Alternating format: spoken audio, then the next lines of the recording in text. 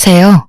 저는 미녀와 야수 소리를 들으며 다들 만류했던 결혼을 굳이 했다가 이혼을 하게 된 여자입니다.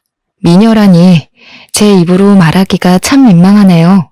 이야기를 하자면 별 수 없이 제 외모를 남들이 칭찬해주는 대로 표현하게 될 텐데 듣기 불편하시더라도 양해 부탁드려요.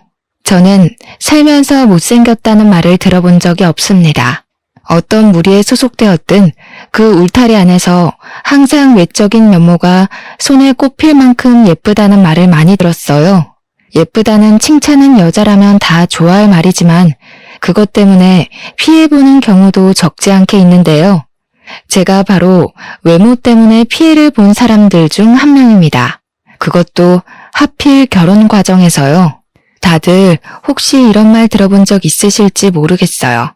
잘생긴 놈들은 얼굴값하고 못생긴 놈들은 꼴값한다는 거요. 저는 외적인 칭찬을 많이 받는 편이지만 한 번도 제 외모로 특혜를 바라거나 잘난 체한 적이 없거든요. 단언컨대 절대 외모로 사람을 함부로 평가한 적이 없는 사람이에요. 그런 제가 이번 결혼을 통해서 아주 제대로 꼴값 떠는 신랑을 만났지 뭡니까? 저는 아직까지도 그런 남자를 만난 것이 제 인생 최대의 실수를 넘어서 가장 수치스러운 일이었다고 생각합니다. 지금부터 야수 같은 남자가 눈만 높아서는 얼마나 꼴값을 떨었길래 이혼까지 하게 되었는지 들려드릴게요. 사람들이 제게 항상 하던 말이 있었습니다. 너는 당연히 너만큼의 수준의 남자를 만날 것이라는 말이요. 다들 제가 못해도 평균 이상의 조건인 남자들만 만날 거라 생각했다는데 저는 대다수 사람들의 생각과 달리 제일 못생긴 남자와 사랑에 빠져 결혼을 하게 된 케이스입니다. 저와 남편의 만남은 외적인 차이가 심했던 만큼 만남조차 순순하지 않았어요. 누가 저한테 남편 수준의 사람을 소개해주려 하지도 않았고 다들 제가 눈이 높을 거라고 생각해서 잘난 남자들만 만족할 거라고 생각했대요. 하지만 저는 사람들 생각과는 완전히 다른 이미지입니다. 저는 평소 연애에 관심도 없고 꾸미는 것에도 흥미 없고 놀러 다니는 것도 그다지 즐기지 않는 사람이었거든요. 제 삶은 집과 직장이 다였던 인생이었습니다. 그러니까 이 말 뜻은 제가 남편과의 만남이 순순하지 않았던 건 저와 남편을 이어줄 생각조차 안 했던 친구들 입장과 어디 바깥을 활보하지 않는 제 집순이 성향 때문이었다는 겁니다. 절대 남편 수준을 무시해서가 아니었죠.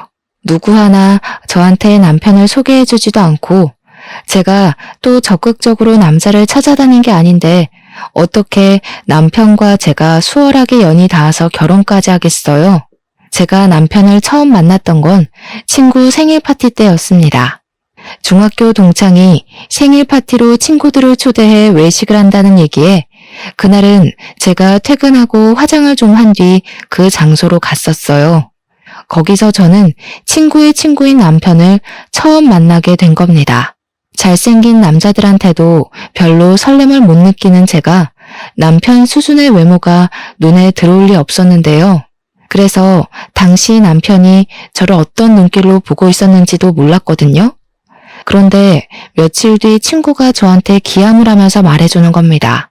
내가 남 평가하는 것 같아서 웬만하면 이 말까진 안 하려고 했는데 걔 너한테 관심 있다더라?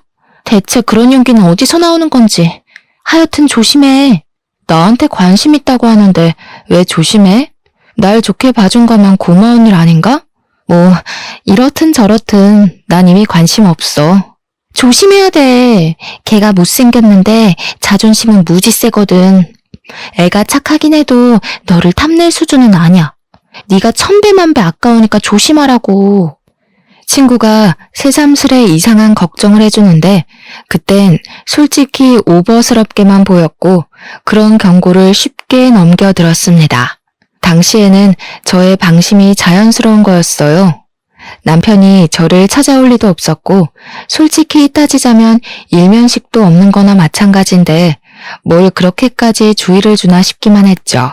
그런데 놀랍게도 제 생각은 단 2주 만에 뒤엎어졌는데요.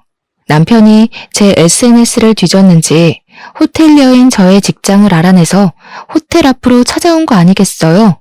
처음에는 못 알아봤는데 웬 못생긴 남자가 저한테 말을 걸길래 고객인가 싶어서 쳐다봤고 남편이 금세 신원을 밝혀주길래 알아차렸습니다. 남편이 제게 차 한잔하자고 제안하더라고요. 저는 별 볼 일 없다고 생각해서 거절했어요. 피곤하기도 했고 연애 자체에 관심이 없었거든요. 그런데 남편이 며칠 간격으로 계속 찾아오길래 스트레스를 받기도 하면서 한편으론 좀 무서운 거 아니겠습니까? 좋게 말해도 알아듣질 못하길래 경찰에 신고할 거라고 하니까 그 뒤로는 안 나타나더라고요. 솔직히 저는 이런 경험이 한두 번이 아니었어요. 특히 고등학교 때 야간 자율학습 마치고 밤늦게 귀가를 할 때면 이런 일들이 빈번하게 일어나곤 했습니다. 그래서 남편을 거절하는 것에 대해 그리 미안한 마음도 없었어요. 저의 이런 태도는 거만이라기보단 제가 이젠 남자들의 새카만 속내를 알만한 나이이기 때문입니다. 그런데도 제가 남편과 결혼을 하게 된 건 남편한테서 계속 오는 편지 때문이었어요. 남편은 제 번호를 친구한테 들어서 알 텐데도 제 직장으로 꾸준히 편지를 보냈는데 편지에는 항상 장문의 내용이 담겨 있었습니다. 처음에는 보지도 않고 버리다가 한날 제가 인생에 대한 회의감으로 무기력한 시기가 있었습니다. 다들 한 번씩 오는 인생 슬럼프 있지 않습니까? 저도 그런 상태였어요. 그래서 마치 아침 신문을 배달받는 것처럼 오던 편지를 한번 뜯어서 읽어본 적이 있었거든요. 내용은 별거 없었습니다. 그냥 자기 일상 얘기도 있고 날씨 얘기, 인간관계 얘기 등등 누가 라디오를 들려주는 것처럼 그런 일반적인 사람의 흔적이 묻어 있었습니다. 거기서 제게 인상 깊었던 부분은 편지의 마지막 멘트에 항상 제 마음을 복돋아주는 명언이 하나씩 적혀 있었다는 겁니다. 신기하게도 그 뒤로 그 편지를 받으면서 남들 사는 세상살이를 좀 더 폭넓게 느끼게 되었고 마치 포춘 쿠키 안에 행운의 매물을 보는 것처럼 적힌 명언대로 제가 지혜로워지는 느낌까지 받았어요. 그렇게 남편이 주는 편지를 통해서 저도 모르게 자존감이 서서히 채워져 갔죠. 덕분에 슬럼프 시기도 해를 넘기지 않고 훅 지나가 버렸습니다. 그러길 1년이 지속되었을까요? 이젠 남편의 편지가 기다려지고 남편이 뭘 하고 지내는지가 궁금하더라고요. 처음으로 남편을 제대로 마주보고 앉아 대화를 나눠보고 싶다는 생각이 들었습니다. 그래서 제가 그 많은 편지를 받았음에도 불구하고 딱 한 번 답장을 보낸 적이 있었는데요. 제 전화번호와 함께 만나자는 내용을 담아서 보냈고 그렇게 저희는 정식 만남을 갖게 된 거죠. 대화를 해보니 남편은 제가 아는 남자들 중 가장 착하고 성실하고 바보 같은 사람이었습니다. 모태솔로라고 하던데 여전히 남편의 외적인 부분은 제 타입이 아니었지만 그날따라 남편이 다르게 보이더라고요. 제가 사람 내면만 보고 완벽하게 넘어가게 될 줄은 정말 상상도 못했는데 그 길로 저는 결혼 약속까지 하게 됐습니다. 주위에서 저와 남편의 관계를 정말 많이 만류했어요. 제가 아깝다는 소리를 엄청 많이 들었습니다. 당연히 그들은 저처럼 남편의 진정한 내면을 모르니 그렇게 생각할 수도 있겠죠. 그럴 것 같아서 저는 그때마다 사람 외모만 보고 마음대로 판단 짓지 말라고 따끔하게 충고하곤 했습니다. 결혼식에선 보통 신부가 눈물을 많이 보이는데 저의 경우엔 남편이 울었어요. 항상 저를 자기한테 과분한 사람이라 대우해주고 자기가 무슨 복이 있어서 저처럼 아름다운 여자랑 결혼할 기회가 닿았는지 고맙기만 하다고 하더라고요. 제가 그땐 콩깍지가 단단히 쓰였었나 봐요. 그렇게 우는 남편이 귀여워 보였습니다. 결혼해서도 남편은 제가 친정에서도 받아보지 못했던 대접을 매일같이 해주며 공주로 대해줬습니다. 남편의 마음은 고맙지만 한편으로는 남편이 자처해서 집사 노릇을 하는 게 불편해서 제가 서로 맞춰가자고 말린 적도 있었어요. 그럼에도 남편은 자기가 좋아서 하는 거라며 제게 헌신하는 걸 끝까지 고집부리더군요. 차라리 그 정도까지 제게 노력하지 않았다면 제가 남편에게 좀 덜한 배신을 느꼈을지도 몰라요. 제 인생은 가장 행복한 기점을 딱 찍고서 그대로 수직 하강하였습니다. 행복할 줄 알았던 제 결혼 생활에 금이 가기 시작한 건 남편의 잦은 술자리로 인해서 제 몸매에 변화가 오면서부터였어요. 신혼일 때 남편은 저를 여기저기 자랑을 하고 싶어 했는데요. 그 때문에 술자리를 정말 많이 돌았습니다. 그러면서 남편처럼 똑같이 모태솔로의 못생긴 친구들한테 저를 보여주며 마치 그 무리를 군림하게 된 왕처럼 행동을 했어요. 매번 착하고 순한 남편만 보다가 친구들 앞에서 기세등등한 남편의 모습을 보니 그건 제게 좀 낯설었습니다. 그래도 오죽 내가 좋아서 나를 자랑하고 싶을까 싶어 저는 남편이 같이 친구 만나러 가자고 조르는 술자리마다 함께 참석하여 남편 친구들과 잘 어울려 놀았어요. 평소 술은 입에도 안 달고 살던 제가 단기간에 술자리와 야식자리가 많아지니까 당연히 급속도로 살이 찔 수밖에 없더군요. 몸매를 관리해야 되는 직업이기도 하고 먹는 것에 욕심 없어 몰랐는데 살은 한번 찌는 게 보이기 시작하면 무서운 속도로 불어난다는 걸 알았습니다. 직장 유니폼도 작아져서 2사이즈 큰 걸로 다시 주문하는 지경까지 되고 말았죠. 내 몸 내가 찌는 거 누구보다 제가 잘 알거든요. 굳이 지적해주지 않아도 알고 있고 더 불어나기 전에 관리해야 한다는 것 정도도 인지하고 있단 말이죠. 그런데 제가 황당했던 건 눈에 띄게 살이 찌자 남편이 변하기 시작했다는 겁니다. 어느 날 남편이 반바지를 입고 지나다니는 저를 보고는 뭐라고 한 줄 아십니까? 여보, 다리가 좀 튼 것 같은데? 허벅지 사이 붙는 것 좀 봐. 그러다 한순간에 뚱뚱이들 계열 타겠어. 이리 와봐. 남편은 제가 제 자신을 관리하는 것보다 더 저의 외적인 것에 간섭을 많이 했습니다. 제가 원래도 꾸미는 걸 안 좋아한다고 했잖아요. 그래서 신혼집에서도 항상 그랬던 것처럼 내추럴하게 다녔었는데요. 제가 살찌기 전에는 남편이 그마저도 예쁘다고 해주더니 살이 찌자 그때마다 제게 지적만 하는 거 아니겠습니까? 저더러 부부라고 너무 풀어지지 말자고 조언인 척 경고를 하더라니까요. 솔직히 단기간에 2사이즈나 불었는데 살이 트는 건 어쩔 수 없는 거 아닙니까? 남편 위해서 남편 친구들이랑 같이 술 마시고 야식 먹고 하다 보니까 찔 수밖에 없었던 거라고요. 그런데 남편은 그런 제 노력은 알아주지도 않고 그저 몸매만 평가를 하고 있으니 제가 서운하지 않을 수 있겠습니까? 남편이 제게 결정적으로 상처를 준 적이 있었는데요. 한 번은 남편이 저더러 임신도 안 했는데 이렇게 트면 나중에 임신해서는 몸이 더 징그러워지는 거 아니냐고 하는 거 아니겠어요? 말하는 게 좀 선 넘는 것 같은데 그만하지. 그런 말 들으면 어머님도 서운하시겠네. 임신을 하면 트는 게 당연한 거야. 그걸 징그럽다고 하면 당신은 당신이 태어난 걸 탓해야 되고 낳아준 엄마를 진작에 돌아섰어야지. 아니, 내 말은 관리하려면 할 수 있는 건데 네가 예전에 비해 나태해지니까 이런 결과를 만들어낸 게 아니냐는 거지. 뭘 또 우리 엄마 얘기까지 끌고 와. 남편은 제가 2사이즈 늘어나고부턴 저를 술자리로 부르지도 않았습니다. 너무 속보이지 않나요? 남편이 밖에 나가서 놀기 좋아하는 사람이라는 것도 결혼하고 나서 알았어요.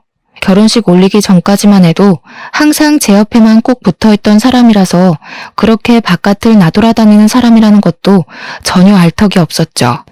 저도 살찐 거 너무 잘 알기 때문에 제 몸매에 변화가 일어난 걸 속상하다 생각하고 있었지만 그렇다고 남편의 지적이 달가운 건 아니었습니다. 오히려 기분만 더 상해서 서운함이 커져갔고 반감까지도 들었어요. 그래서 남편과 투닥거리는 날이 훨씬 늘어갔죠. 입으로 나불거리는 지적도 신경 쓰이는데 저를 완전히 열받게 하는 남편의 행동은 또 따로 있었습니다.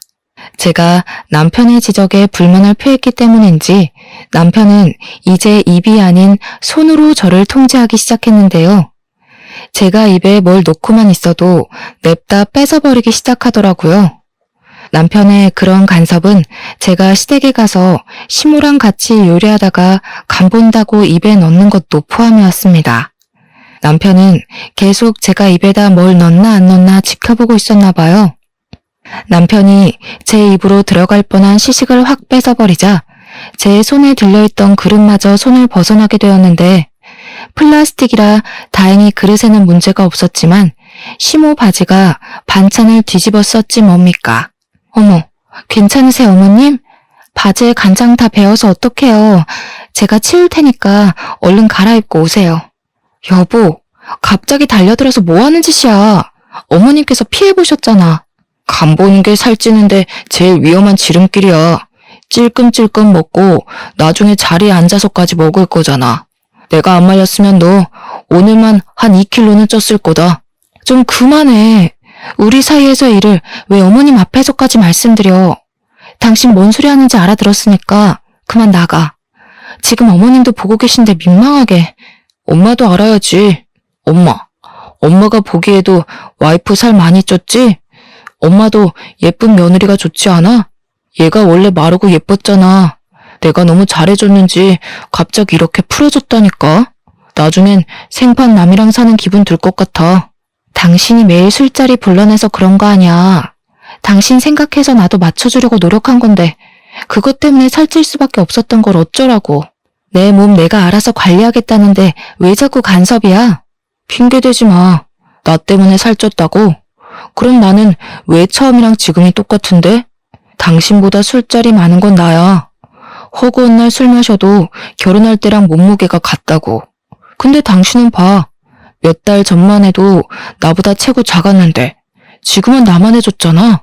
남편의 개소리 때문에 기가 차서 할 말을 잃고 있었는데 남편은 그 이후 더 짓거리지 못했습니다. 옆에서 저희를 지켜보고 있던 시모한테 뒤통수를 제대로 얻어맞았기 때문이었죠. 못생긴 놈이 바라는 것도 많다. 새아기 아니었으면 누가 너처럼 생긴 놈을 받아줬겠니? 새아기가 뚱뚱해져서 굴러다니더라도 너보다는 데려갈 놈 많을 거다. 가서 내 바지값이나 가져와라 이놈아.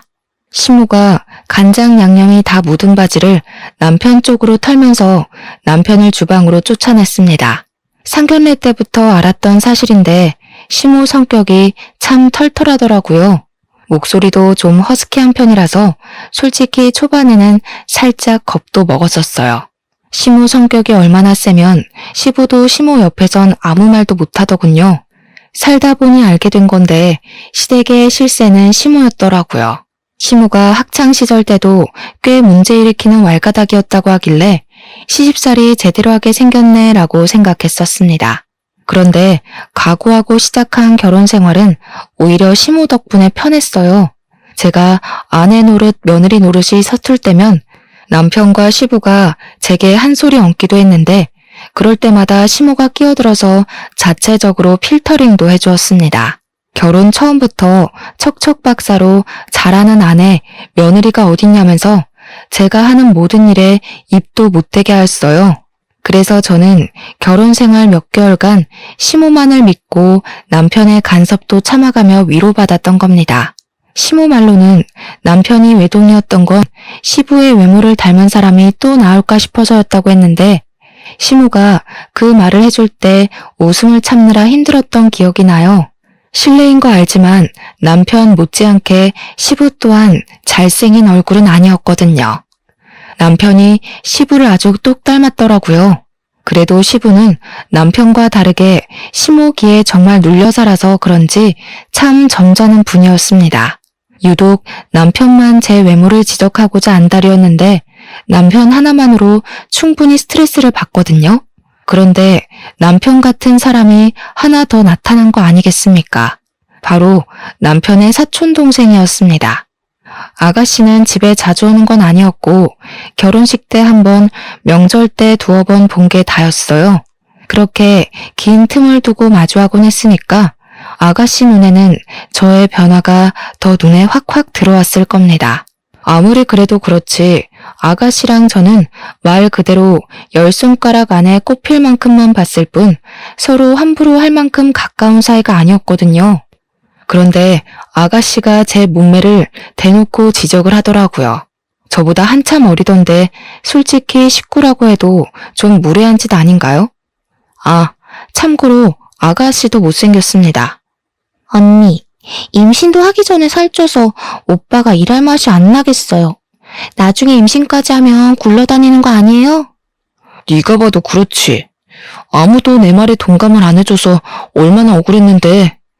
이참에 네가 우리 집 좀 자주 와서 내 와이프 정신 좀 차리게 해주라. 저것 봐, 다리가 완전 무다리가 됐잖아. 저게 어디 여자 다리야? 어머, 그러네. 언니, 아무리 그래도 얼굴 믿고 너무 관리 안 하는 거 아니에요? 솔직히 언니는 관리 안 할 정도로 막 예쁜 건 아니거든요. 언니 같은 얼굴은 몸매가 받쳐줬을 때 빛을 발하는 외모라 반드시 몸매가 날씬하다는 전제가 있어야 된다고요. 아가씨랑 남편은 제가 눈앞에 있기만 하면 신이 나서 저를 앞에 두고 까기 시작했는데요. 제가 한마디 하면 100% 시댁 분위기가 뒤집어질 걸 알고 있기 때문에 최대한 말을 아꼈거든요. 그런데 아가씨도 아가씨지만 남편 입이 가벼운 게 정말 꼴보기 싫더라고요. 한 소리 해야겠다 싶을 정도로 분노가 차올랐던 게 한두 번이 아닌데 제가 한 번도 시댁을 뒤엎은 적이 없던 이유는 남편과 아가씨가 입을 놀릴 때마다 시모가 대신 나서줬기 때문입니다. 시모는 그들에게 늘 같은 소리만 반복했어요. 아주 못생긴 것들이 둘이서 말도 많다. 너희들 둘 재산을 합쳐서 설쳐봐라. 너희들은 가진 것 전부를 걸어야 그나마 부인이랑 대등해지지 않을까 싶은데 당장 길거리에 나가도 아마 부인이 모시고 살 사람만 줄을 섰을 거다. 시모가 남편과 아가씨에게 혀를 끌끌 차며 주제에 넘는 소리 하지 말라고 하면 거짓말처럼 둘 다 입을 싹 다물더라고요. 제가 나서서 판을 엎을 필요가 없었다는 거죠. 거기까진 시모 도움 덕분에 참을만 했어요. 그런데 웃긴 건 아가씨가 정말 저희 집에 찾아오기 시작했다는 겁니다. 아가씨는 일부러 제가 쉬는 날에만 맞춰서 찾아왔고 남편이랑 쌍으로 저의 외모를 지적하며 스트레스를 안겨주었어요. 시모 때문에 시댁에서는 저를 시원하게 까질 못했던 두 사람이 신혼집에서는 물 만난 고기처럼 펄쩍펄쩍 뛰었습니다. 여기서 누가 봐도 재수없는 건 당연히 남편이잖아요. 그 남자가 정말 저한테 헌신하고 저를 위해 살겠다고 울던 남자가 맞나 싶었어요. 남편은 그렇게 점차 얄미운 사람으로 변질되어 갔습니다. 스트레스가 2배가 되니까 제 몸에도 결국 이상이 생기더군요. 심신이 망가지니까 육신까지 기력을 잃어서 스트레스성 위경련까지 발병하고 말았습니다. 며칠간 병원 신사를 졌는데도 불구하고 이것들 하는 짓은 갈수록 더해지기만 했어요. 저도 더 이상 말대답만 해주면 안 되겠더라고요. 제 몸이 망가지니까 하늘도 저를 안쓰럽게 봐준 건지 저한테 좋은 기회를 내려준 적이 있었는데요. 언니, 저 결혼할 사람이 있는데 언니가 좀 봐주실래요? 제 남자친구가 몸매 좋은 사람이 이상형이라고 하더라고요. 혹시 제 몸만 좋아하는 건 아닌가 싶어서 영 불안한 거 있죠? 언니가 나이 좀 있으니까 저보다 남자 보는 눈이 제대로일 것 같은데 잘 좀 봐줘요. 아가씨가 결혼까지 생각하고 있다는 사람을 저한테 소개해준다고 하더라고요. 그러니까 말 그대로 아가씨는 몸매가 참 좋은 여자였어요. 아가씨가 내세울 건 내면도 아닌 몸매뿐이었죠. 제 당시 몸무게가 65kg였는데 아가씨는 50kg 초반이었던 걸로 압니다. 저한테 떳떳하게 몸무게를 자랑했어서 아주 잘 기억하고 있어요. 키는 아가씨보다 제가 좀 더 커서 사실상 제가 65kg라 하더라도 저를 잘 모르는 사람들은 항상 저더러 늘씬하다고 칭찬을 해주었습니다. 아마 자기 남자친구 봐달라고 부탁하는 것에서 아가씨 속셈은 따로 있었을 거예요. 저랑 자기 몸매를 대놓고 자기 남자친구한테 보여주면서 비교하려고 하는 의도겠죠. 너무 눈에 보이는 여우짓이었습니다. 그런 사람들 있지 않습니까? 여우짓 잘 못하는 애들, 여우짓 한 번도 안 해본 애들이 어중간하게 도화살인 척하면서 본인의 매력을 반감시키는 짓 하곤 하잖아요. 아가씨가 딱 그 짝이었어요. 제 부른 몸매를 이용해서 자기 남자친구한테 점수를 더 따려는 목적으로 부탁한 거겠죠.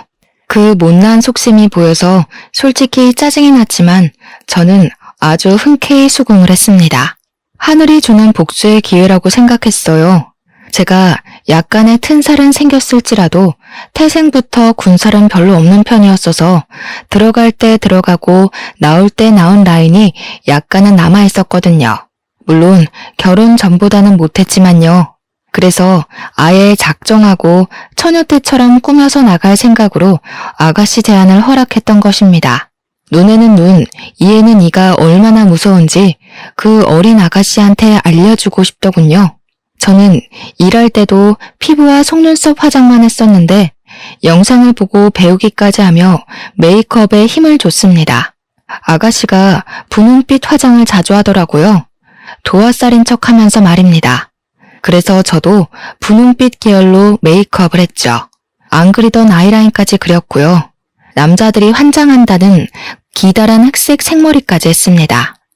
복장은 당시가 여름이었는데 적당한 라인은 드러나되 살집은 가려지는 옷으로 골라서 입었고 아가씨가 부른 약속 장소로 갔어요. 오랜만에 꾸며서 그런지 은근슬쩍 따라붙는 남자들의 시선도 오래간만에 느꼈습니다. 결혼하기 전에는 몰랐는데 결혼하고 나니까 그런 남자들의 관심이 고맙기만 하더라고요. 그리고 먼저 도착해 있는 아가씨와 아가씨 남자친구를 마주했는데요. 정말 거짓말 아니고 아가씨 남자친구가 저를 보자마자 과자 안주를 먹다가 사례까지 들린 것 아니겠습니까? 당시 가게 분위기는 조명빛이 밝은 편이었는데 아가씨 남자친구 얼굴이 아주 새빨개진 겁니다. 누가 봐도 남자로서의 본능적인 시선과 반응이었습니다.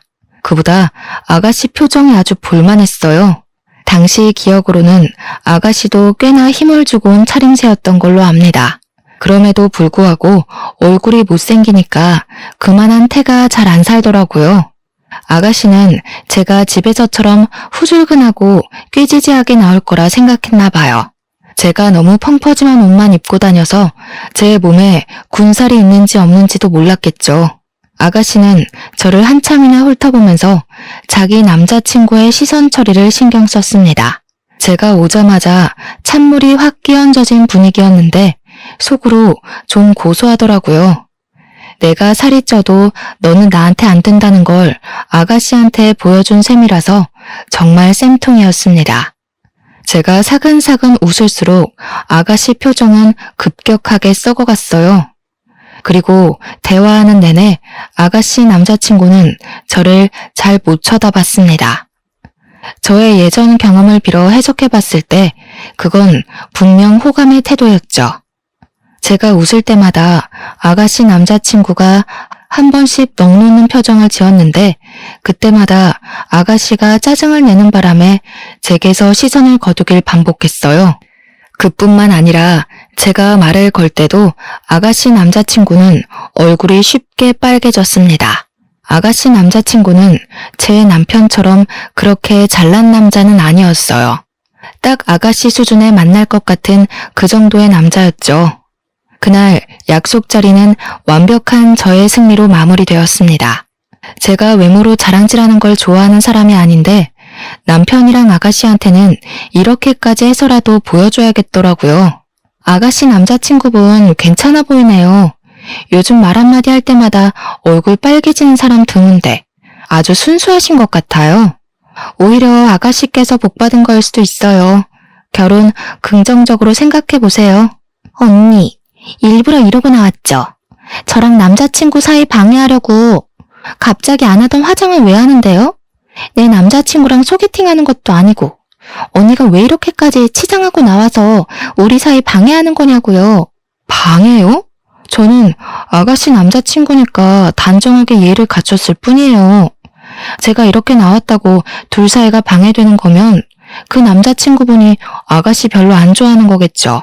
아니면 겉모습에 쉽게 현혹되는 사람이거나 아가씨는 속에 열불은 나지만 더 따질 건더기가 없어서 획 돌아섰고 남자친구가 대기하고 있는 차로 쌩 가버렸습니다. 데려다 주는 걸 바란 건 아닌데 그래도 아가씨 부탁으로 제가 그 자리에 갔으면 태워줄까요? 한 소리 정도는 들을 수 있는 거 아닙니까? 그런 말조차도 안 하고 볼일 끝났다는 듯 가버리더라고요. 뭐 아가씨 입장에선 제가 자기 남자친구랑 한시도 같이 있는 걸 바라지 않겠죠. 그리고 바로 그날 집으로 돌아오는 길에 저는 아주 황당한 장면을 목격하게 되었습니다. 집 가는 길에 남편이 잘 다니는 술집이 하나 있는데 그날 밤에도 남편이 그곳 앞에 있더라고요. 그런데 웬 여자를 하나 끼고 있는 거 아니겠습니까? 남편한테는 여자 사람 친구가 없어요. 남중 남고 공대를 나왔기 때문도 있고 여자를 어울릴 만한 매력도 없던 사람이었거든요. 남편이 언제 한번 저보고 신혼 초 때와 다르게 겉모습이 변해서 스킨십할 생각이 안 든다는 말을 한 적이 있는데요. 그래서 바람이라도 피기로 작정한 건가 싶더라고요. 저는 제가 남의 외모를 깎아내리며 무시하는 면이 있다는 걸 남편 덕분에 깨우쳤습니다. 남편이 여자를 끼고 동네방네 들릴 목소리로 하하거리고 있는데 순간 그 꼴을 하고도 바람 피울 용기가 있네 싶은 거 있죠. 못생긴 놈이 바람나면 진짜 더 화나는 거라고 친구한테 들은 적 있는 말인데 충분히 공감이 되었습니다. 남편 얼굴로도 바람을 피울 수 있구나, 바람에는 조건이 없구나 생각이 들더군요. 저는 남편이 웬 여자 허리를 감고 있는 모습을 카메라로 찍으면서 그곳으로 갔습니다. 제가 오랜만에 빡세게 화장을 했더니 처음엔 남편 친구들이 저를 못 알아보더라고요. 제게 길을 터주면서 가게 문까지 친히 열어주는데 그때 저와 남편의 눈이 정통으로 마주쳤습니다. 남편은 저를 보고 와 하는 눈빛으로 구경하는 것 같다가 뒤늦게 놀라서 사색이 되는데 그 몰골이 얼마나 우스웠는지 몰라요. 그리고 남편 옆에 딱 붙어있던 여자는 역시나 남편 수준에 걸맞은 같은 급의 여자였습니다. 여보? 아니 어떻게 된 거야? 이렇게까지 차려입고 어디 갔다 오는 길인데 그보다 무슨 바람이 들어서 안 하던 치장을 다 했어? 축하해, 새 부인 맞이하게 된 거. 어머님 말대로 혼인신고 늦춘 거 너무 다행이다. 너한테 내가 너무 아깝긴 했어. 그만 이혼하자. 근데 여자분이 너무 본능은 없으시다. 고작 이렇게 생긴 남자 때문에 소송까지 당하게 생겼네요. 혼인신고 안 해도 상간녀 소송 가능한 거 아시죠? 당시 남편 친구들은 술에 취해 있었는데 친구들이 남편 상간녀 앞에서 대놓고 상간녀와 저를 비교하며 상간녀 외모를 지적하기 시작했습니다. 남편한테 욕까지 하더라고요. 이렇게 예쁜 와이프를 두고 생기다만 여자랑 미친 짓 했다고. 넙죽 엎드려 절을 하고 살아도 모자랄 판에 왜 사서 못생긴 여자로 갈아타냐고 악담을 퍼붓더군요. 분명 방금까지 분위기가 좋았던 걸로 봤는데 순식간에 상황이 뒤바뀌어 버렸어요. 기분 나빠도 제가 나빠야 할 상황에서 오히려 상간녀가 너무 많은 지적을 당하는 바람에 여자로서 자존심이 상당히 깎였죠. 상간녀가 얼굴 벌개져선 남편을 밀치고 돌아가 버리더라고요. 상간녀야 소송해버리면 그쪽에 볼 일은 더 이상 없는 거고 저는 남편의 태도가 기분 나빴습니다. 친구들한테 따끔하게 욕을 먹으면서도 상간녀와 제 사이에서 갈피를 못 잡고 있는 거 아니겠습니까? 기분 상해서 저도 먼저 집에 돌아와 버렸는데요.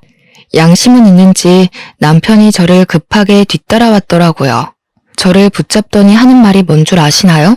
좀 전에 있었던 불륜 현장을 변명해도 모자랄 판에 글쎄 저더러 살을 뺐냐고 웃는 거 아니겠어요?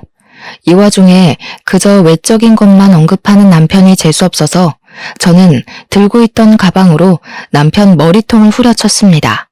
남 평가하기 전에 네 주제나 생각해.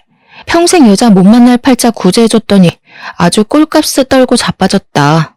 나 너랑 이혼할 거니까 그런 줄 알아. 여보, 미안해. 나는 당연히 자기 있는 그대로가 좋아. 그런데 예쁜 거에 환장하는 건 남자로서 당연한 거니까. 자기더러 계속 살 빼면 좋겠다고 한 거야. 당신 너무 예쁜 사람인 걸 누구보다 내가 잘 아는데 결혼하고 나서는 죽어가는 꽃 같아서 그랬어. 내가 당신 자존감 높여주려고 도와준 거라고. 이러니까 모태솔로지. 넌 상대방 욕하고 단점 공격하면서 자존감을 높여주니? 내가 똑같이 해볼까? 아스팔트에 눌어붙은 껌같이 생겨가지고. 네가 돈을 잘 벌기나 해? 볼 거라고는 헌신짝처럼 애쓰는 순수한 마음밖에 없던 놈이 이젠 그마저도 사라져서 이젠 완전 볼품 없어졌네. 뭐라고? 아스팔트? 뭐? 당신 여태 나랑 살면서 그런 생각하고 있었던 거야? 내가 아무리 당신보다 못났다고 하더라도 사람은 겉모습이 다가 아니거든? 어떻게 그런 말을 할 수가 있어? 먼저 겉모습에 정신 빠져있던 게 누군데 나보고 죽어가는 꽃 같았다며? 그래, 주제도 모르고 잘도 나불거렸다. 내 주위에서 너랑 같이 사는 나더러 비 좋다고 하더라. 이혼하면 친구들이 나한테 더 능력 좋고 잘생긴 남자 소개해준다고 대기 중이야. 그런데 넌 과연 나보다 잘난 여자를 만날 수 있을까? 그럴 리가 없지. 그런 여자가 너를 왜 만나겠어? 어때? 자존감이 좀 올라가니? 남편은 제 말에 기함을 하다가도 이제 좀 저랑 살았다고 기분 나쁜 감정도 서슴지 않고 드러내더군요. 저한테 몸매 지적하면서 껍데기 변했다고 나무랄 땐 언제고 꼴에 외모 지적받으니까 기분이 상했나 보더라고요. 저보고 외모지상주의였냐고 얼굴값 하는 다른 인간들이랑 결국 똑같은 여자였냐면서 그러대요. 어쩜 자기 발자취는 돌아볼 줄을 모르는지 한심하기 짝이 없지 않습니까? 저는 제가 받았던 상처만큼 그대로 돌려줬을 뿐입니다. 세월로 따지면 당연히 제가 훨씬 손해이긴 하지만요. 남편은 저한테 외모 지적을 받아서 단단히 삐쳤습니다. 그러거나 말거나 이젠 남편이 뭘 하든 어쩌라는 건가 싶더군요. 다음날 연차를 낸 저는 시댁을 먼저 찾아가 이혼을 하겠다는 의사를 밝혔고 시부모에게 남편이 바람피웠던 정황까지 낱낱이 보여줬습니다. 가장 먼저 성화를 표한 건 역시 시모였는데요.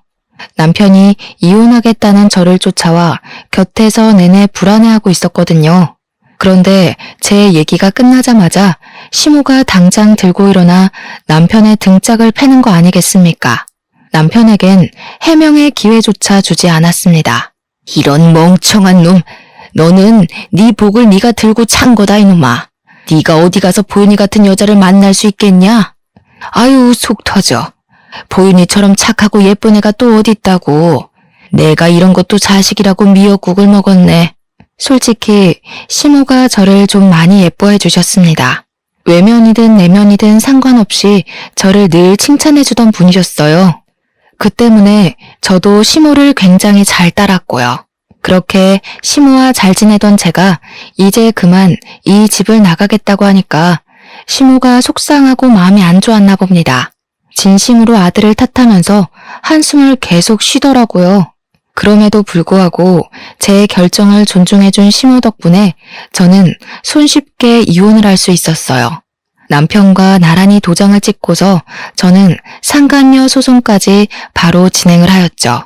그런데 상간녀 소송 준비 중에 변호사가 유익한 정보를 하나 주었는데요. 남편이 제게 외모지적으로 스트레스 준 것들에 대해서 증거만 충족된다면 위자료를 더 청구할 수 있다고 하는 거 아니겠어요? 그런 것에도 손해배상 청구가 되는지 몰랐습니다. 역시 내가 아무것도 모를수록 전문가의 도움을 받아야 한다는 게 이렇게 증명되네요. 그래서 저는 남편 지인들의 증언과 시모의 증언, 그리고 제가 스트레스로 위경련에 걸렸던 진단서까지 모조리 끊어서 변호사에게 제출했고 덕분에 위자료를 더 받아낼 수 있었습니다. 남편과는 더 이상 연이 끊겼지만 가끔씩 제게 안부를 묻는 시모의 연락은 받고 있어요. 차마 저한테 무척 잘해준 시모를 외면할 수가 없겠더라고요. 시모는 제게 돌아오라는 말은 안 하지만 그립다는 말은 한 번씩 해주고 계세요. 시모가 제게 보고 싶다고 할 때면 가끔씩 제 이혼으로 인해 시모에게 몹쓸 짓을 한 것처럼 죄책감이 들더군요. 그래서 시모와는 특별한 인연으로 관계를 이어갈까 합니다. 아차차, 그리고 아가씨는 그때 저한테 인사시켜준 그 남자친구랑 헤어졌다고 하더라고요. 제가 그걸 어떻게 알게 됐냐면 아가씨가 만나던 남자가 저한테 개인적으로 연락이 왔었어요.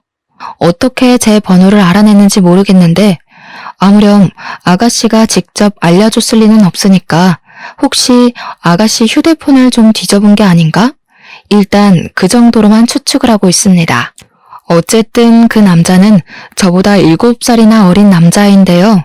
연락한 이유가 굉장히 당황스럽더라고요. 글쎄, 아가씨한테 헤어지자고 통보하고 저한테 대시를 하는 게 아니겠습니까? 제 사정도 모르고 연락을 한 것 같길래 제가 이혼녀라고 말을 해줬거든요. 그런데 아무리 말해도 그 남자는 자기 그런 거 상관없다면서 자기는 외모보다는 내면을 바라본다고 그날 아가씨가 저를 소개해줬을 때 대화해보니 너무 자기 타입이었다고 하는 거 아니겠어요? 듣는데 어쩜 제 못난 전남편과 수법이 똑같던지 고작 2-3시간 만에 제 내면을 보였을 리가 있겠어요? 결국 자기도 내 외모에 반해놓고 내면 타령을 하면서 입에 발린 말을 해대는데 자꾸만 전남편 모습이 겹쳐서 불쾌하더라고요. 제가 말씀드렸죠. 이 남자도 딱 아가씨 수준에 걸맞은 촌스러운 남자라는 건 말입니다.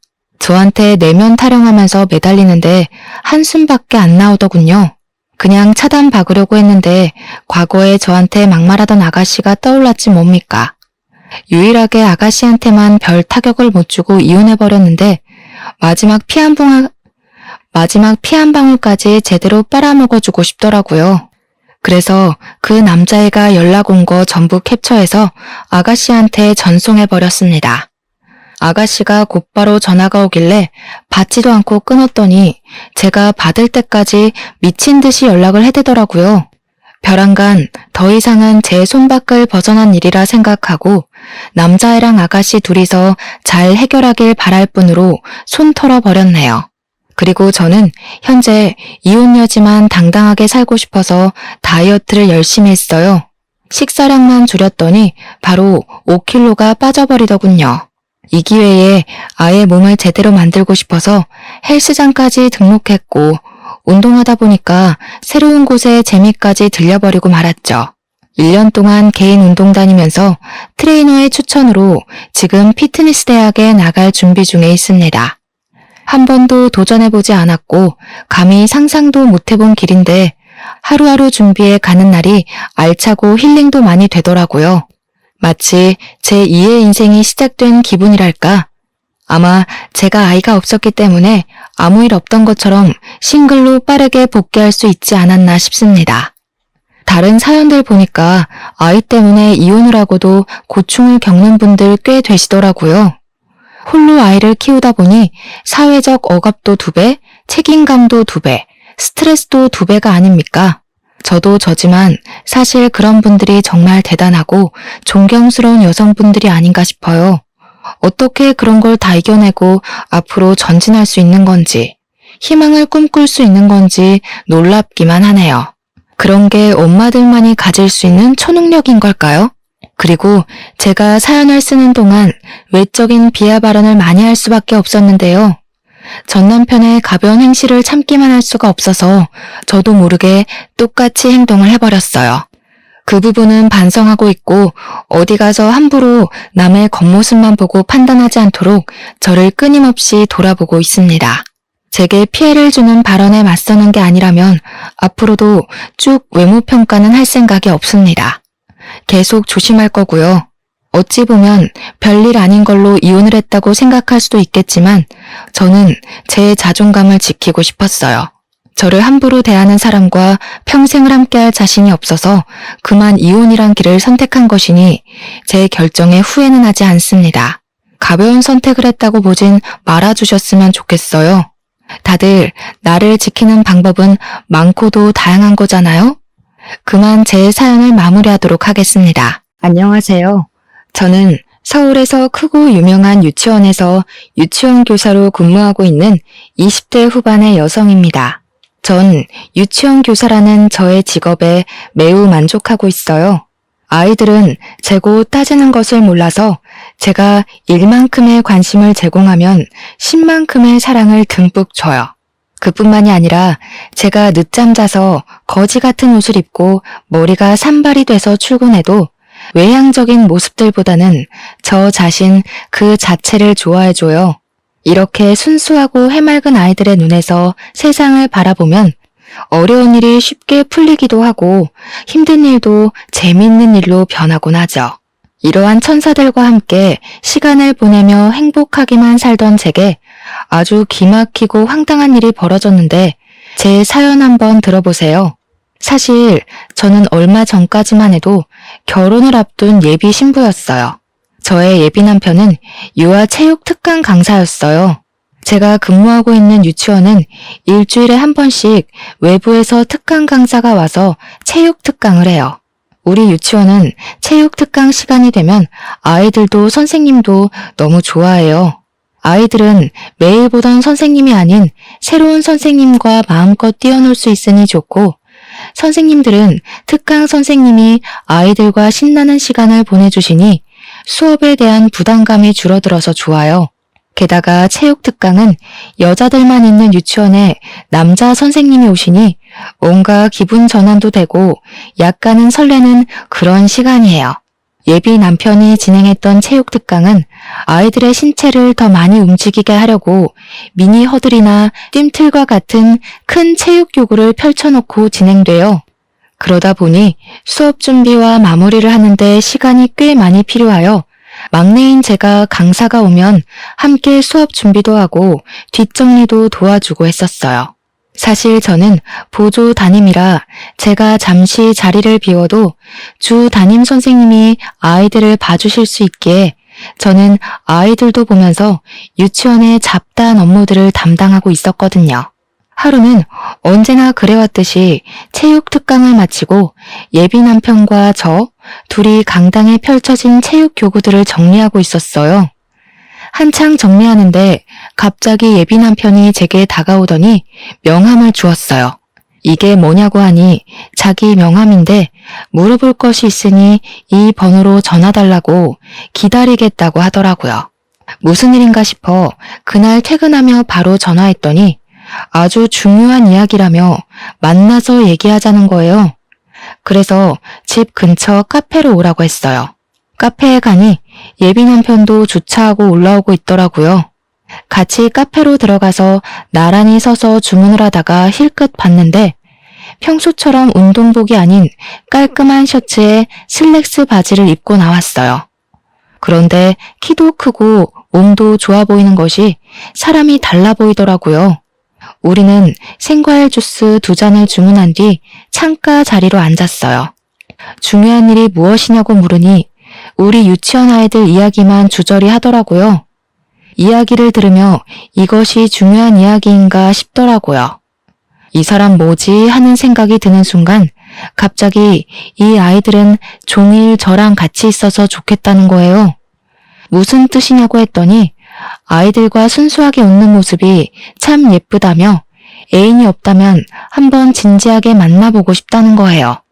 이 말 하고 싶어서 이 시간에 오라고 했다고 말하는데 목소리가 미세하게 떨리더라고요. 그 당시 예비 남편의 떨리는 목소리가 저의 심장도 두근거리게 했고 우리는 그렇게 연인 사이가 되었어요. 알고 보니 예비 남편은 저와 같은 대학교 체육학과 출신이고 저보다 3살이 많더라고요. 그리고 예비 남편의 가족은 유아체육교육센터를 운영하고 있었어요. 그 센터의 센터장이 예비 시부이셨고 센터의 이사님이 바로 예비 시모였어요. 그리고 예비 시모는 이전에 어린이집 원장을 하셨다고 했어요. 그 얘기를 듣고 정말 반가웠어요. 사실 저희 엄마는 제가 근무하고 있는 유치원의 원장님이시거든요. 뭔가 두 분이 만나면 이야기가 잘 통할 것으로 생각했어요. 그래서 우리 엄마가 유치원 원장 선생님이라고 이야기를 할까 했다가 말을 하지 않기로 했어요. 예비 남편이 우리 엄마에 대해서 그다지 궁금해하지도 않았고 예전에 유치원에서 막 근무하기 시작할 때 원장님 딸이라는 사실을 알고 은근히 편견을 갖더라고요. 지금은 다들 너무 잘해주시지만 그 당시 너무 상처를 많이 받아서 나중에 결혼을 앞두면 그때 말해야겠다고 생각했어요. 우리가 연인이 된 지 6개월 정도 지났을 무렵이었어요. 예비 남편의 체육 특강 다음 날 분명히 같이 강당을 다 정리했는데 체육 교구 한 세트가 강당 구석에 있는 거예요. 원장님인 엄마한테 말씀드리니 중요할 텐데 이게 왜 여기에 있냐며 지금 바쁜 일 없으면 제가 직접 센터로 갖다 주라는 거예요. 저는 바로 교구를 챙겨 센터로 향했어요. 센터에 도착하니 중년의 여성분이 있으셨어요. 그분은 바로 예비 남편의 어머니, 즉 예비 시모였어요. 안녕하세요. 저는 보라 유치원의 교사입니다. 어제 이지훈 선생님께서 우리 유치원에 수업하셨는데 이 교구를 놓고 가셔서 전달해 드리러 왔습니다. 보라 유치원? 혹시 김지아 씨 되세요? 네, 맞아요. 제 이름을 어떻게 아세요? 지훈이한테서 얘기 들었어요. 지금 사귀고 있는 것도 다 알아요. 이렇게 만나서 반갑네요. 예비 시모는 반갑다고 말하며 위아래로 저를 싹 훑어보셨어요. 처음 보는데 훑어보는 게 기분이 조금 그랬지만 그래도 사랑한 남자의 엄마를 처음 뵌 자리니 공손히 인사를 드렸어요. 처음 뵙겠습니다. 지훈 오빠랑 만나고 있는 김지아입니다.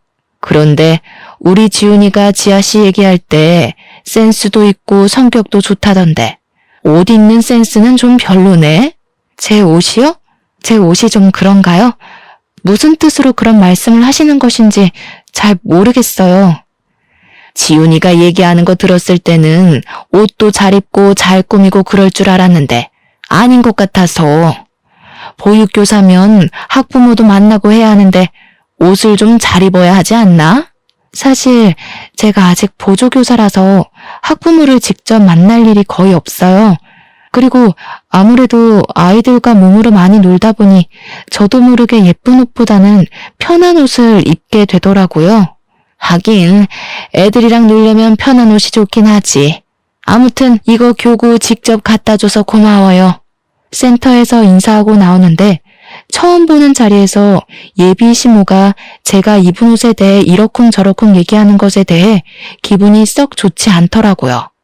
이날 퇴근길에 예비 남편에게 전화를 걸어 오늘 예비 시모를 만난 이야기를 했어요. 나 오늘 오빠 회사에 가서 어머니 뵀어. 진짜? 우리 엄마 봤어? 어땠어? 솔직히 조금 그랬어. 내 옷이 별로라고 하시더라고. 뭐 사실 유치원 출근할 때 옷을 편하게 입긴 해. 그런데 처음 보는데 옷 입는 센스가 없다고 하시는데 기분이 좋지는 않더라고. 대놓고 그런 얘기를 했다고? 설마 다른 얘기했는데 네가 너무 예민하게 받아들인 거 아니야? 아니야, 진짜 그렇게 얘기하셨어. 그래? 사실 엄마가 좀 말을 툭툭 내뱉으시기는 해. 그런데 말만 그러지 마음은 안 그러셔. 게다가 옛날에 어린이집 원장님도 하셔서 보육교사들의 마음 누구보다 잘 아셔. 너무 속상해하지 마. 예비 남편과 통화를 하고 나서도 기분이 영 그랬어요. 사실 제가 이런 이야기를 하면 예비 남편은 당연히 제 편을 들어줄 줄 알았거든요. 그런데 제 편을 들어주기는커녕 우리 엄마가 그런 얘기를 할 뿐이 아니라며 엄마 편을 드는데 기분이 좋지는 않더라고요. 그런데 이날 이후로 예비 남편의 행동이 뭔가 묘하게 달라졌어요. 저희 둘 다 평일에는 늦게 끝날 때가 많아 거의 주말에 만났거든요. 원래는 토요일, 일요일 둘 다 만나서 데이트를 했는데 갑자기 결혼식이다, 집안에 일이 있다, 먼 친척이 해외에서 들어왔다며 매주 주말 이틀 중 하루만 만나려는 거예요. 일이 있으니 못 만나는 건 어쩔 수 없었지만 이해가 가지 않는 것은 만나지 않은 날에는 연락이 거의 되지 않더라고요. 전화해도 받지 않았고 카톡을 하면 반나절이 지나서야 답장이 오더라고요. 왜 전화나 카톡을 못했느냐고 물으면 가족들과 같이 뭐 하고 있었다고 얼버무리는데 뭔가 좀 이상하고 섭섭하기도 했어요. 벌써 사랑이 식었나 하는 생각이 들기도 했죠. 그런데 또 막상 만나는 날에는 제가 사랑을 듬뿍 받는 여자라고 느껴질 만큼 잘해주기도 하고 함께 있는 시간이 너무 재밌었어요. 그러나 다음 주 주말이 되면 예비 남편은 이틀 중에 하루는 일이 생겨 만나지 못했고 그날은 또 연락이 끊겼었어요. 이렇게 매주 주말 이틀 동안 저의 감정은 냉탕과 온탕을 오가며 아슬아슬한 만남을 이어갔어요. 우리가 만난 지 어느덧 1년 정도가 지나고 대학교 동기이자 가장 친한 친구인 지연이라는 친구가 연락이 왔어요.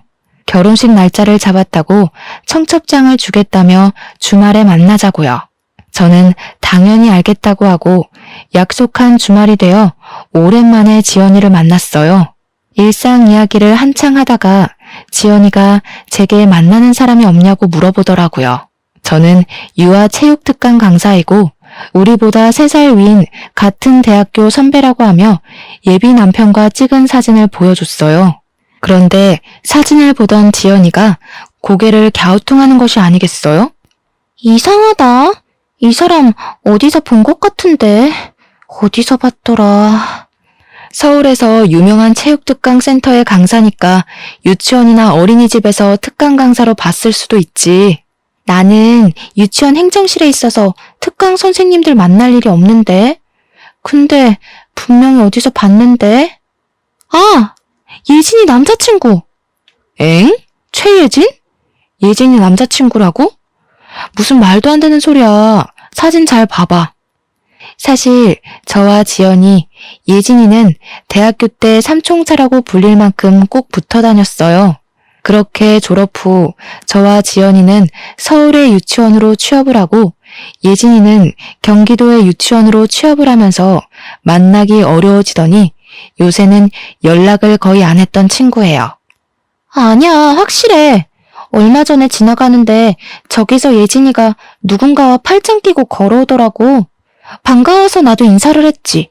그런데 예진이가 분명히 내 남자친구라고 소개했어. 정말이야? 응. 숫기도 없고 말도 없던 예진이가 거리에서 남자 팔짱을 끼고 걸어오니까 반갑기도 하고 신기하기도 해서 그 남자 얼굴 엄청 유심히 봤단 말이야. 확실히 이 얼굴이야. 너 한번 확인해봐. 지연아, 진짜 미안한데 나 지금 가서 확인해봐야 할 것 같아. 너 결혼 축하해주러 왔는데 정말 미안해. 야, 지금 그게 문제야? 어서 가봐. 이해해줘서 고맙고 미안해. 결혼 준비 잘하고 결혼식 때 보자. 저는 지연이와 헤어진 후 바로 예비 남편에게 전화를 걸었어요. 전화하니 역시나 안 받더라고요. 그러나 오늘은 반드시 통화해야겠다는 생각에 받을 때까지 전화를 걸었어요. 13통째 전화를 하자 드디어 받더라고요. 지금 당장 급하게 할 말 있다고 만나자고 했더니 지금 친구 병문안 와 있어서 못 간다고 하더라고요. 그럼 올 때까지 예비 남편 집 근처 카페에서 기다리겠다고 하고 끊었어요. 카페에 가서 예진이의 SNS를 뒤져서 예진이의 사진을 찾아봤어요. 예진이가 워낙에 사진을 찍기 싫어해서 그런지 예진이 본인의 사진은 없더라고요. 그래도 사실 확인을 위해서는 예진이의 사진이 필요하다는 생각이 들어 동기들의 SNS를 뒤져서 대학교 졸업여행 때 찍은 단체 사진을 발견했어요. 다행히 거기에 예진이 얼굴이 선명히 찍혀 있더라고요. 그렇게 카페에서 한 1시간 정도 기다렸나 봐요. 카페 문이 열리더니 예비 남편이 화가 난 표정으로 오더라고요.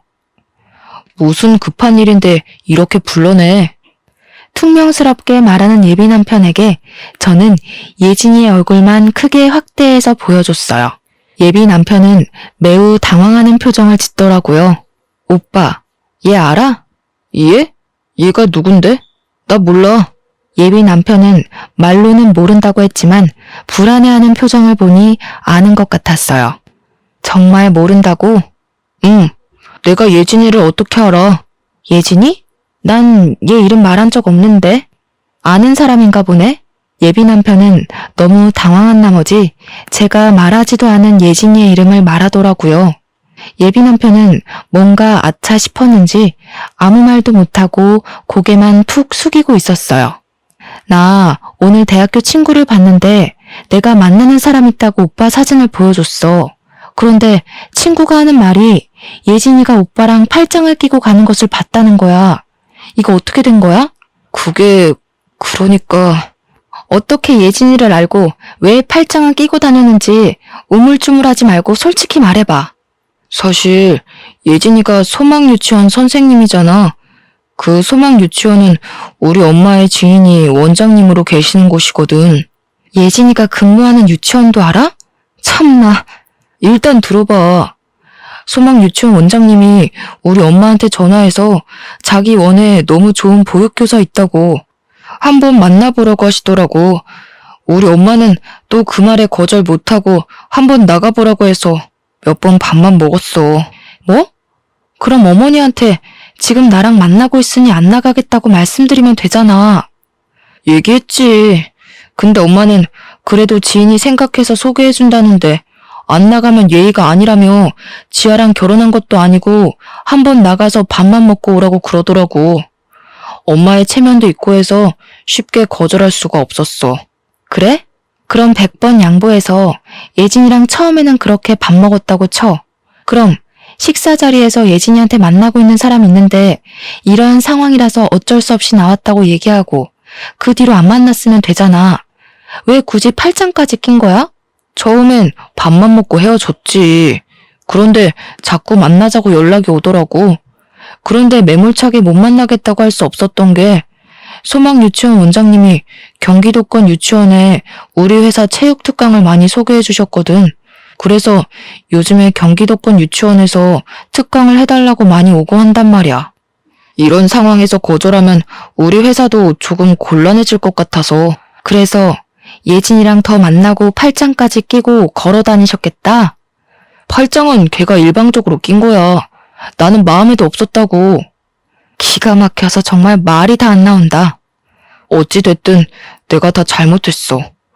엄마가 만나보라고 했을 때 딱 거절했어야 했는데 내가 센터 생각하고 엄마 생각하다 보니까 이렇게 됐어.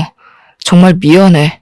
솔직히 예비 남편의 말이 다 변명처럼 들렸어요. 이쯤에서 그냥 헤어질까 생각도 했지만 또 막상 헤어질 생각을 하니 너무 슬프더라고요. 예비 남편이 좋아서 만난 것도 아니고 엄마와 센터를 생각해서 어쩔 수 없이 만났다니 이번 한 번은 눈 감아주기로 했어요. 아주 사랑에 눈이 멀었던 것이죠. 상황 들어보니까 오빠도 어쩔 수 없었겠네. 이번에는 그냥 넘어갈게. 그런데 앞으로는 예진이 절대 만나지 마. 예진이한테도 상황 잘 얘기하고 정리해. 알겠어? 알겠어. 예진이한테 바로 얘기하고 상황 정리할게. 정말 미안해. 그날 후로 예비 남편은 제게 많이 미안했는지 저에게 정말 잘해줬어요. 막말로 제가 죽으라고 하면 죽는 신용까지 할 기세였어요. 그렇게 한 달 정도 지나니 예진이와 예비 남편이 잠시 만났다는 사실이 자연스레 용서되더라고요.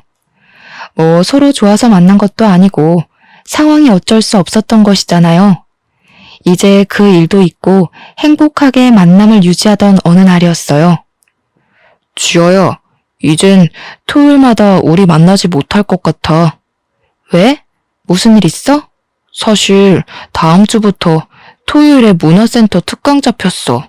아침부터 저녁까지? 근데 월요일부터 금요일까지 하루도 쉬지 않고 유치원 어린이집 특강 가는데 토요일까지 문화센터 특강을 하면 힘들지 않겠어? 이제 우리도 결혼해야 하는데 돈 모아야지. 결혼하면 돈이 어디 한두 푼 드니? 결혼? 그럼 이제 우리도 나이가 있는데 언제까지 이렇게 연애만 해. 우리도 이제 가정을 이뤄야지.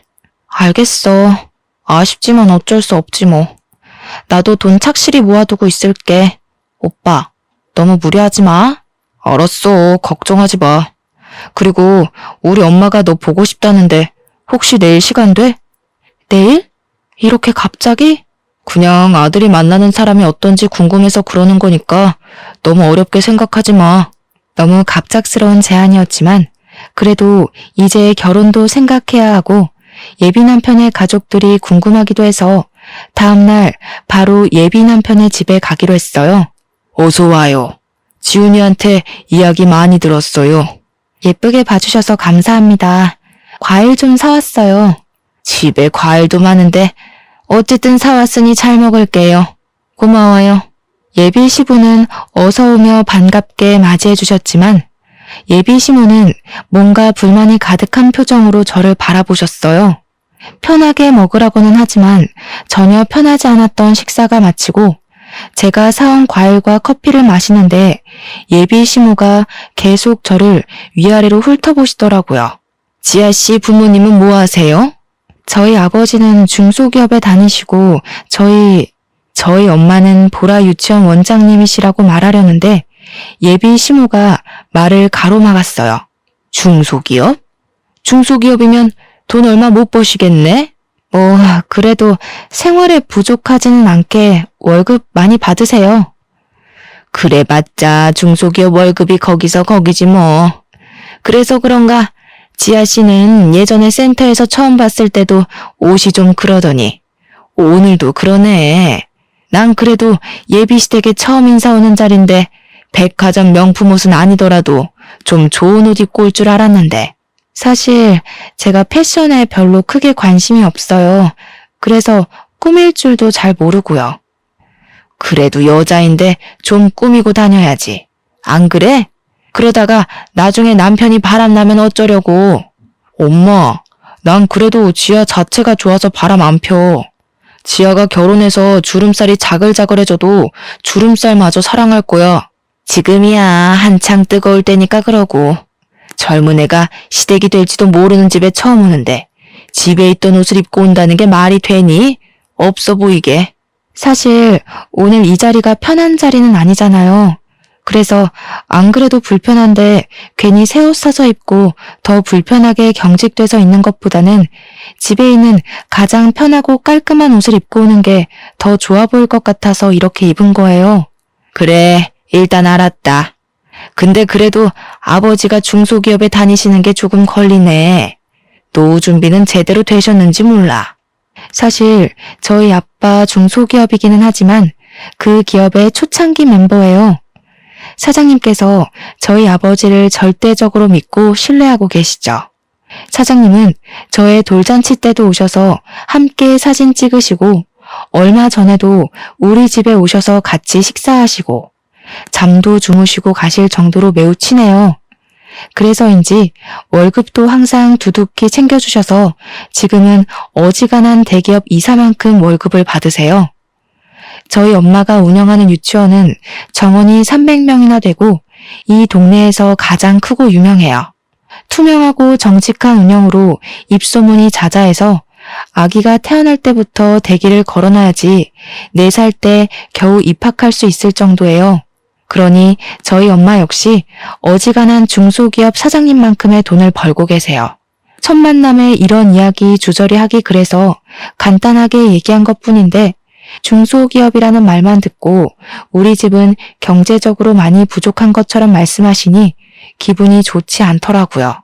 솔직히 가정 형편도 그렇고 너 옷 입는 것도 그렇고 완전히 내 마음에 쏙 들지는 않지만 우리 아들이 널 너무 좋아하고 없으면 못 살겠다니까 결혼은 허락하마. 그런데 우리 집 뭐하는 집인 줄은 알지? 네, 이 동네에서 유명한 유아체육특강 전문센터로 알고 있어요. 그래, 우리 집 엄청 오래되고 유명하지. 또 우리 친척들도 아주 잘 나간단다. 친척들 대부분이 의사, 변호사, 교사, 흔히 말하는 사자 들어가는 직업이야. 아, 잠깐만. 예비 시모는 이렇게 말하고는 안방으로 들어가셨어요. 저는 예비 시모가 왜 이런 이야기를 이렇게 하시나 의아했어요. 잠시 뒤 예비 시모는 종이 한 장을 들고 나오셨어요. 그래서 말인데 이것 좀 봐봐. 예비 시모가 건네준 종이에는 친척들의 혼수 목록이 빼곡히 적혀 있었어요. 혼수가 좀 많지? 그런데 어쩌겠니? 사업하는 집안은 이 정도 다 한단다. 그런데 중소기업 월급으로 이걸 다 준비할 수 있으려나 모르겠네. 일단 너희 부모님께 말씀드려보고 다시 얘기해보자꾸나. 솔직히 말해서 친정 부모님 앞으로 된 땅도 있고 할아버지 유산도 있고 부모님이 절대 적지 않은 월급을 받으시니 혼수를 하는 것은 크게 문제되지는 않았어요. 그런데 예비 시모가 말끝마다 경제적으로 은근히 저희 부모님을 깎아내리시는 태도가 마음에 들지 않았어요. 저희 엄마는 아무리 어린 사람을 만나도 꼬박꼬박 존댓말을 쓰시고 학부모님들이 매일 씻지 않고 잠옷 차림으로 아이들을 맡기러 오셔도 거기에 대해서 아무 말도 하시지 않거든요. 오히려 선생님들이 뒤에서 수군대면 함부로 겉모습을 판단하는 것 아니라며 크게 혼내셨어요. 그런 엄마 밑에서 자라서 그런지 예비 시모의 말투며 행동이 정말 마음에 들지 않았어요. 그래도 실은 내색하지 않고 표정 관리 잘하며 무사히 예비 시댁과의 첫 식사 자리를 마쳤어요. 예비 남편은 저를 데려다 준다고 차에 타라고 했어요. 우리 집에 처음 온 소감이 어때? 기분 상하지 말고 들어. 솔직히 기분이 좋지는 않아. 옷 입는 것으로 뭐라고 하셔서? 우리 엄마가 어린이집 원장님이었잖아. 아무래도 여자들이 많은 직업이다 보니까 옷 입는 그것에 관해 관심이 좀 많으셔서 그래. 자기를 잘 꾸밀 줄 아는 사람이 가정도 잘 챙기고 일도 잘한다고 생각하셔서 그래. 그렇게 생각할 수도 있긴 하지만 그래도 정식으로 처음 보는 자리에서 없어 보인다고 대놓고 말씀하시는 건 좀 그런 것 같아서. 우리 엄마가 말만 그러지 사실 속은 또 엄청 여리셔. 그 부분은 내가 엄마한테 잘 얘기해 볼게. 이제 너 나랑 같이 살 사람이니까 말 좀 좋게 하라고. 그리고 또 말이야. 또? 혼수 말이야. 이거 진짜 다 해야 하는 거야? 우리 엄마 생각은 우리가 집을 해가니까 이 정도는 받아야 한다고 생각하셔. 요새 집값이 좀 비싸니? 살만하다 싶으면 거의 10억 가까이 되는데. 그래서 그런 거야. 왜? 많이 부담돼? 솔직히 너무 과한 것 같아서. 요새도 이렇게 친척들까지 다 챙기나 해서. 하긴 솔직히 혼수 비용이 부담되기는 하지. 일단 그 부분은 내가 엄마한테 다시 말해볼게. 아마 엄마도 정말 다 해오라고 말씀하신 건 아닐 거야. 분명히 나한테는 여자만 데리고 오면 혼수고 뭐고 아무것도 필요 없다고 하셨거든. 그래, 알았어. 오빠만 믿어. 내가 다 해결할게. 예비 시모의 말투와 표정은 좀 그랬지만 예비 남편이 듬직하게 제 편이 되어주니 앞으로 무슨 일이 있어도 다 해결해 나갈 수 있을 것 같았어요. 예비 남편의 차를 타고 집 앞에 도착하니 친정 부모님이 나와 계셨어요. 친정 부모님과 예비 남편은 간단한 인사를 나눈 후 다음에 만나기로 약속했어요. 집에 들어오니 친정 부모님은 오늘 예비 시댁에서 어땠는지 물으시더라고요. 저는 혼수에 관해 이야기할까 하다가 예비 남편이 한 말이 생각나 그냥 얘기하지 않고 반겨주시고 잘해주셨다고만 했어요. 그래도 뭔가 예비 시모가 저를 마음에 들지 않는 것 같아 속이 상하더라고요. 저는 집 앞 마트에 간다고 하고 나와 대학교 동창이자 옆 동네 무지개 유치원의 교사인 은지에게 전화했어요. 은지는 늦은 시간에 잔뜩 가라앉은 목소리로 전화를 하니 무슨 일이 있냐고 물어보더라고요. 저는 은지에게 예비 시댁에 가서 오늘 있었던 일을 다 이야기했어요. 야, 넌 근데 없어 보인다는 소리까지 들었는데 결혼하고 싶어? 난 오빠랑 같이 살지 오빠네 엄마랑 사는 게 아니잖아. 아주 사랑의 눈이 멀었구먼. 콧대 높던 우리 지아 마음 훔친 그 오빠 얼굴 좀 한번 보자. 사진 없어? 있지. 지금 사진 보낸다. 저는 사진을 보내달라는 은지에게 바로 사진을 보냈어요. 그런데 사진을 본 은지가 이상한 소리를 하더라고요. 진짜 만나는 사람이 이 사람이야? 응. 왜? 이 사람 체육 특강을 하는 사람 아니야? 맞아. 알아? 지아야, 놀라지 말고 들어. 이 사람 우리 유치원에서도 유아 체육 특강을 하거든? 아, 일단 너 우리 유치원에 김고은 선생님 저번에 유치원 단체 행사 때 본 적 있지? 기억나? 그 우리랑 동갑이고 머리 길고 예쁘장하게 생긴 선생님? 맞아. 고은 선생님이 자기 애인 생겼다고 하면서 사진 보여줬는데 이 사람이었어. 확실해? 우리가 이 선생님 특강을 얼마나 오래 했는데 설마 얼굴을 모르겠니? 그래서 우리 원에서 특강 선생님이랑 눈 맞았다고 얼마나 놀려댔는데. 저는 은지의 말에 손이 덜덜 떨리고 심장이 벌렁거려서 그 자리에 주저앉았어요. 지아야, 괜찮아? 괜찮아. 근데 정말 충격이네. 네가 결혼을 생각하고 만난다길래 얘기했어. 충격적이겠지만 한번 잘 알아봐. 너만 괜찮다면 고은 선생님한테 내가 이야기할 테니까 한번 만나보고. 저는 이 상황이 너무 기막히고 황당했어요. 예비 남편은 이미 다른 여자를 만난 전적이 있는 사람이잖아요. 그때는 분명히 엄마의 체면과 센터를 생각해서 어쩔 수 없이 만났다고는 했지만 정말 그런 것인지 아니면 본인이 원해서 만난 것인지 하는 의심이 생기더라고요. 그 일 후로 갑자기 문화센터 특강을 잡은 것도 뭔가 수상쩍고요. 저는 저와 김고은 선생님 그리고 예진이 셋이서 만나 정확한 상황을 확인해 봐야겠다고 생각했어요. 은지에게 다시 전화를 걸어 김고은 선생님 전화번호를 알아낸 후 다음날 셋이 카페에서 보기로 약속을 잡았어요. 제가 먼저 이지훈이라는 유아체육 강사를 아느냐고 물어봤어요. 그랬더니 예진이는 이 사람이랑 결혼하려고 얼마 전에 상견례를 하고 결혼식 날짜를 잡았고 김고은 선생님은 어제 만나서 결혼하자고 약속을 했다고 하고요. 그 이야기를 듣고 저는 어제 지훈이 오빠 집에 다녀오고 상견례 날짜를 잡았다고 하니 예진이와 김고은 선생님이 깜짝 놀라더라고요. 예진아, 혹시 너한테도 그 엄마라는 사람이 혼수 목록 쫙 뽑아서 줬어? 그거 해야 한다길래 알겠다고 했지. 좀 과하긴 하더라고. 설마 우리 중에 혼수 다 해오는 집이랑 결혼시키려고 그러는 건가? 참네. 과한 혼수 목록 뽑아놓고 이거 다 해줄 수 있는 집이랑 결혼하려고 그러는 건가? 아들 결혼시키면서 한몫 단단히 챙기려고? 진짜 이거 쓰레기 집안이네. 가만둘 수 없어. 지금 전화해서 따질까? 우리 셋은 그 집안 사람들에게 놀아났다는 생각에 너무 화가 났어요. 상견례까지 하고 결혼 날짜까지 잡았다는 것은 우리뿐만 아니라 우리 가족까지 가지고 논 것이잖아요. 정말 화가 너무 나서 일방적으로 그냥 헤어지자고 하기엔 뭔가 속이 후련하지가 않았어요. 정말 깜짝 놀랄 복수를 하고 싶었죠. 저희는 셋이 모여 그들에게 복수할 계획을 짰어요. 우리 셋이 만난 그 다음 주가 제 상견례 날이었어요. 제가 상견례를 위해 예약한 식당은 룸이 있는 한식당이었거든요. 원래는 단독 룸으로 예약했는데 가운데 미닫이 문이 있는 장소로 예약을 변경했어요.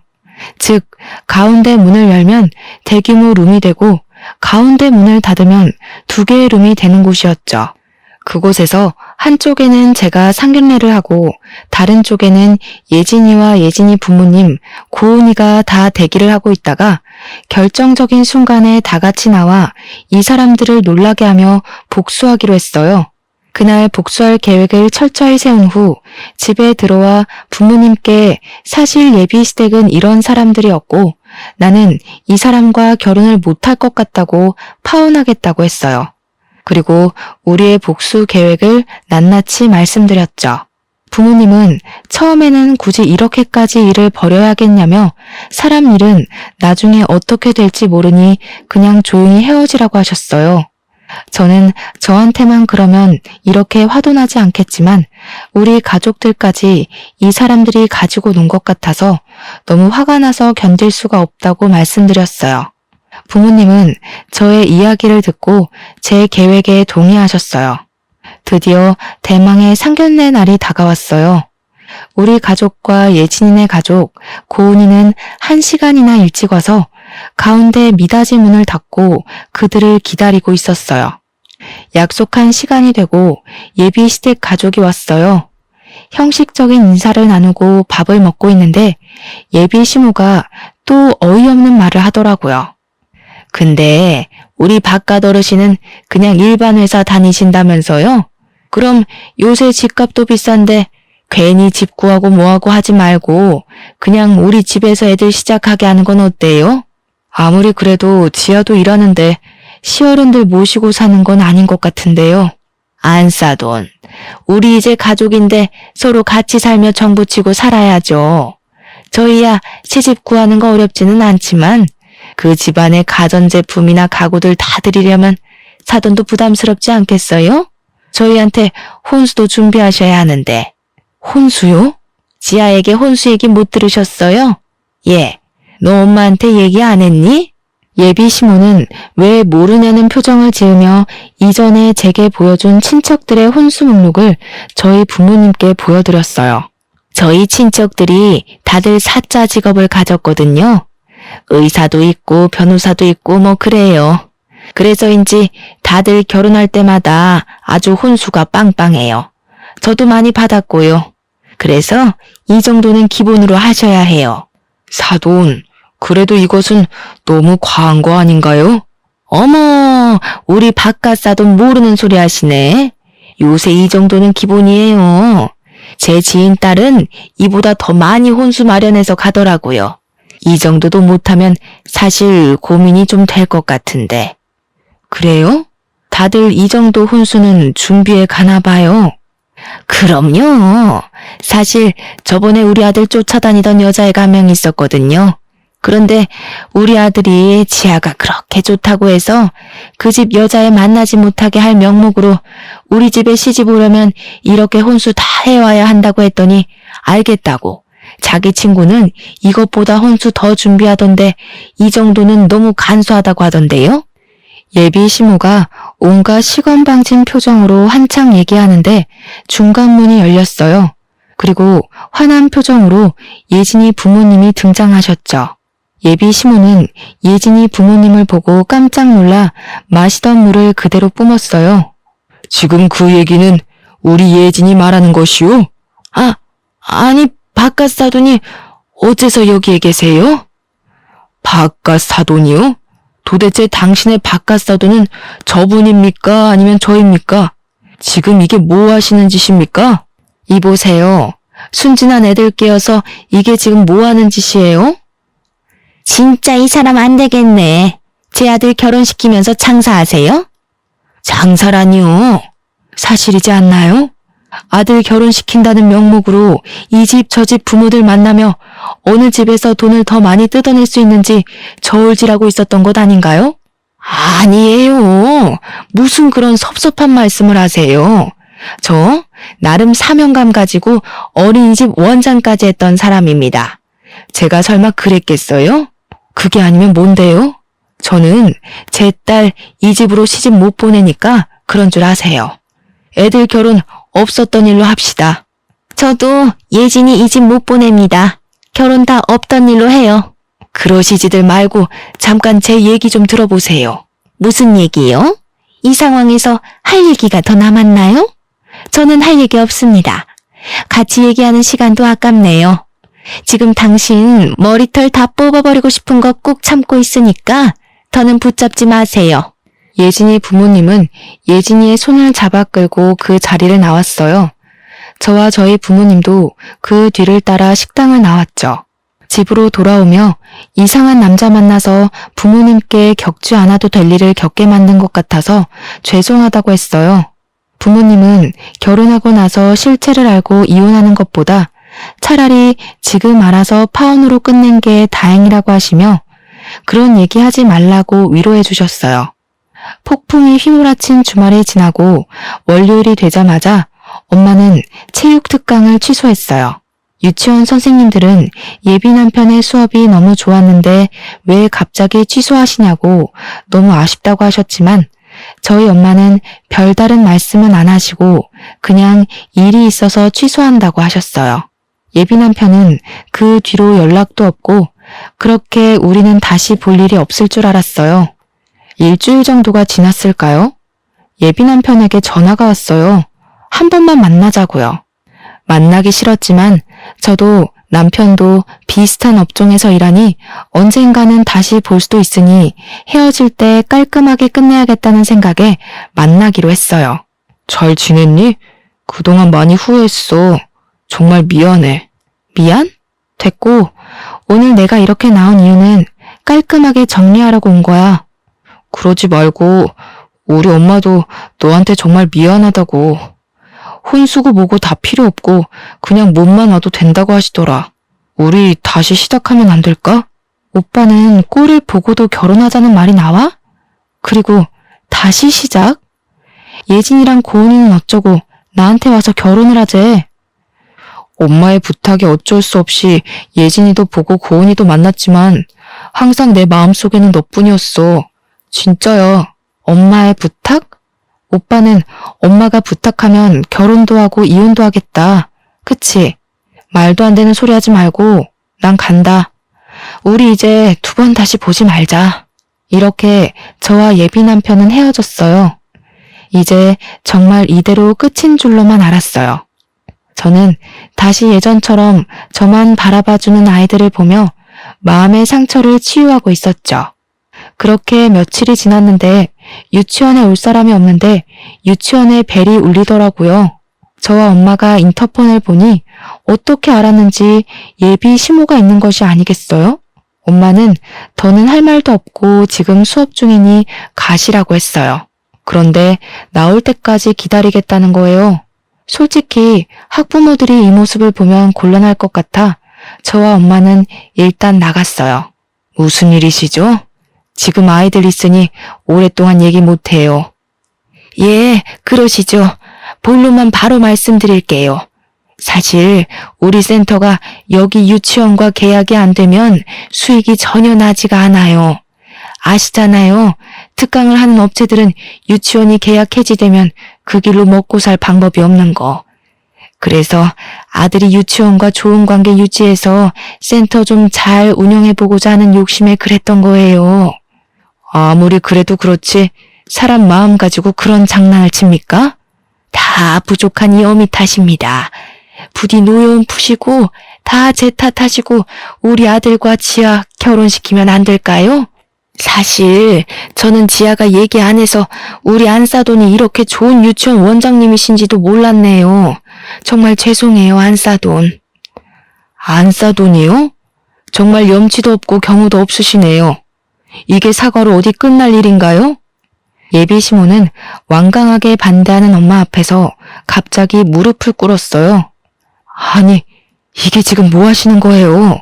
당장 일어나세요. 안사돈, 아니, 원장님. 제가 이렇게 무릎 꿇고 싹싹 빌게요. 제가 다 잘못했어요. 제 탓입니다. 순전히 제 욕심에 여기 있는 김지아 선생님, 최혜진 선생님, 김고은 선생님께 죽을 죄를 지었네요. 죄송합니다. 이보세요. 사람들 다 보는데 일어나세요. 그리고 정말 죄송하면 이렇게 사과할 것이 아니라 평생 제 눈에서 보이지 않는 것이에요. 저는 이렇게라도 보고 싶지 않아요. 그땐 제가 잠시 미쳤었나 봅니다. 사실 제 아들의 바람길을 알고 3명의 유치원 선생님을 만난다고 했을 때 처음에는 반대했어요.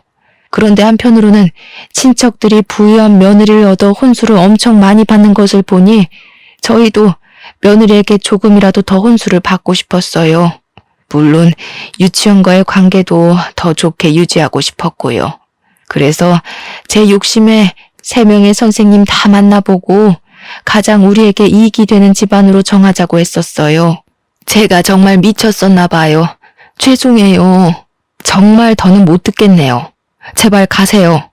이제 조금 있으면 하원 시간이라 학부모님들 오십니다. 계속 이러고 계시면 경찰 부를 거예요. 한참을 무릎 꿇고 싹싹 빌던 예비 시모는 제가 정말 경찰을 부르는 신용을 하자 그제야 가셨어요. 이것이 예비 시모의 마지막 모습이었네요.